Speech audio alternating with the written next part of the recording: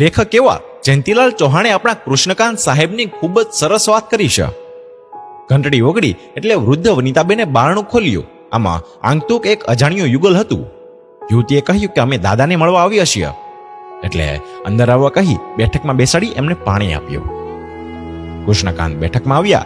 તેણે અને યુગલે પરસ્પર અભિવાદન કર્યું. એણે યુગલના આવવાનું પ્રયોજન પણ પૂછ્યું. એટલે યુવતી બોલી કે દાદા, મારું નામ નિશા અને આ કમલેશ. અમારા લગ્નને 1 વર્ષ થયું છે.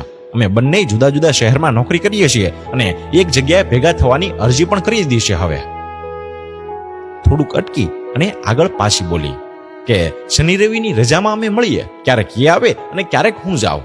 અમારા વચ્ચે ક્યારેક વિચારભેદ થતો. ધીમે ધીમે ઘર્ષણ થવા લાગ્યું. છૂપો કજિયો વધી ગયો. અમે મળવાનું બંધ કર્યું. હું એકવાર છૂટાછેડાનું બોલી ગઈ. એને પણ ગુસ્સામાં હા કહી દીધી. મેં કે એણે ઘરમાં વાત નહોતી કરી અને ઘરનાને એમ જ હતું કે અમે નોકરીના કારણે મળી નહીં શકતા હોઈએ.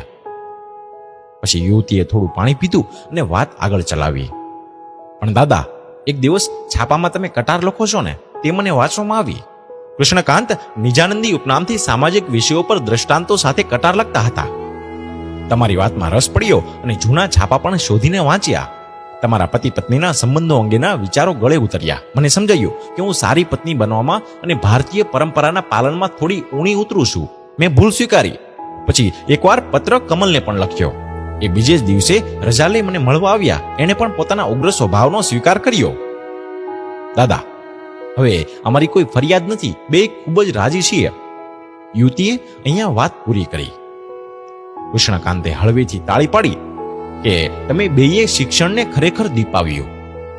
પછી કમલેશે કહ્યું કે દાદા, નિશાની ઈચ્છા તમને મળવાની હતી. મેં એક પત્રકાર મિત્રને કહી છાપાના કાર્યાલયમાંથી તમારું નામ, સરનામું વગેરે તમામ વિગત મેળવી અને આજે તમને મળવા જ આવ્યા છીએ. ખાલી એટલામાં ચા નાસ્તો લઈ વનિતાબેન આવ્યા.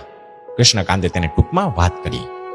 વનિતાબેને કહ્યું કે બાળકો 5-7 વર્ષના થાય ને ત્યાં સુધી અંદરો અંદર ઝઘડે તોય તરત જ પાછા ભેગા રમવા માંડે. એમ નવા પરણેલાએ પણ 5-7 વર્ષ બાળકની જેમ જ રહેવું જોઈએ. વાત સાંભળી સૌ હસ્યા. અને જતા જતા નિશાએ એક પેકેટ કાઢ્યું કે દાદા, આજે તમારો જન્મદિવસ છે ને, એની અમને ખબર છે. આ અમારા તરફથી ખુશી ભેટ છે. તમારા માટે જબ્બો અને લેંઘો લાવીશું. કૃષ્ણકાંત બોલ્યા કે આજે મને લાગે છે કે હું લખું છું ને તે સાવ વ્યર્થ તો નથી જતું. પત્ની તરફ જોઈ અને બોલ્યા કે આપણા તરફથી તો કંઈ આપો અમને. નિશા બોલી કે દાદા, આપવું હોય ને તો તમે તુંકારો આપો. કૃષ્ણકાંતે એના ખભા પર હાથ મૂકી અને થપથપાવ્યો કે બેટા, આ ઘરને પોતાનું સમજી ક્યારેક ક્યારેક તો અહીં આવતી રહેજે. મિત્રો, તમને આ જયંતીલાલ ચૌહાણની વાત કેવી લાગી? કોમેન્ટમાં જરૂર જણાવજો. ધન્યવાદ.